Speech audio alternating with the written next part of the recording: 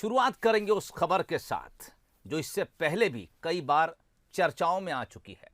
मुद्दा वही है, लेकिन इस बार किसी नए इंसान की तरफ से खबर निकल कर आई है। निकाय चुनाव से पहले नाम बदलने की सियासत लगातार जारी है। अब भोपाल के मिंटो हॉल का नाम बदलने की मांग उठ गई है। इस बार पूर्व महापौर आलोक शर्मा ने बयान दिया है। उनका कहना है कि मिंटो हॉल का नाम सुभाष चंद्र बोस के नाम पर रखा जाए। उन्होंने यह भी कहा कि मैं इस बारे में सीएम शिवराज सिंह चौहान से बात करूंगा। इससे पहले राजधानी भोपाल के अंदर ही ईदगाह हिल्स, हलाली डैम, लाल घाटी के नाम की मांग उठ चुकी है।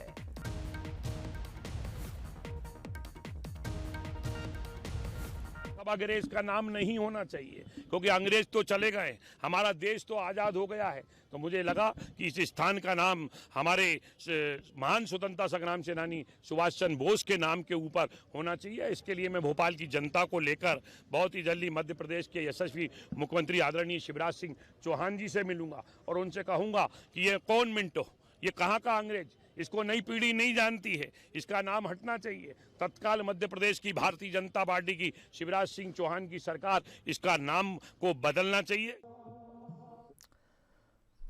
तो ये वो बयान है जो पूर्व महापौर भोपाल आलोक शर्मा ने दिया है। उनका कहना है कि सीएम शिवराज सिंह चौहान से मैं इस बारे में बात भी करूंगा। इधर कांग्रेस ने बीजेपी पर आरोप लगाते हुए कहा कि मुद्दों से भटकाने के लिए नाम बदलने की सियासत कर रहे हैं।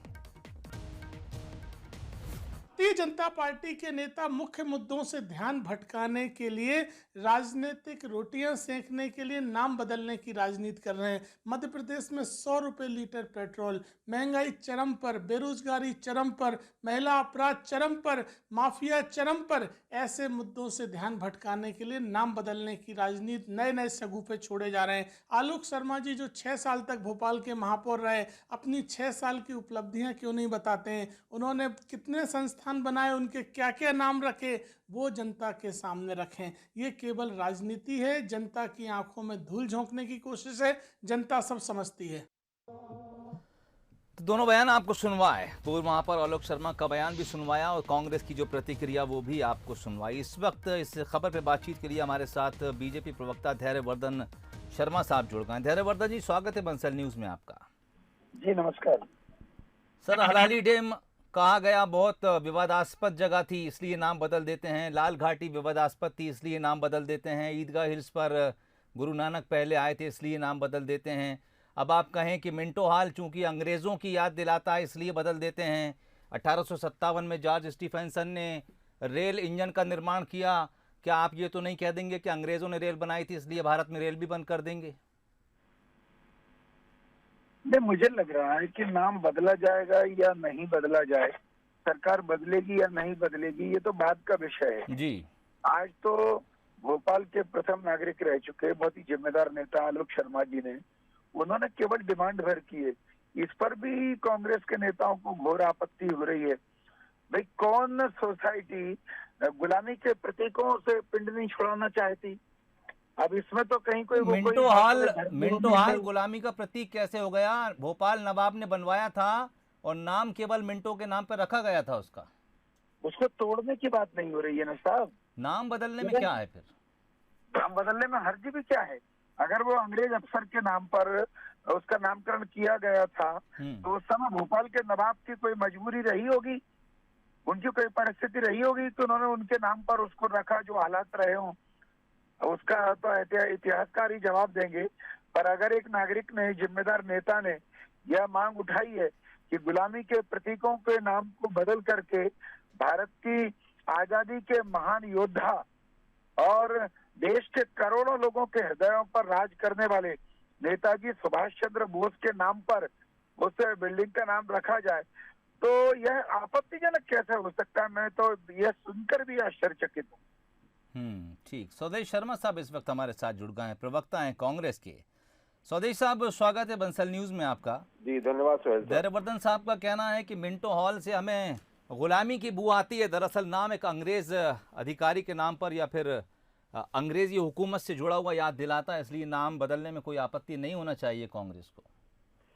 सोहेल भाई, सच बात ये है इलाहाबाद का नाम प्रयागराज रखा, उसमें करोड़ों रुपया खर्च हुआ, क्या इलाहाबाद का विकास हो गया?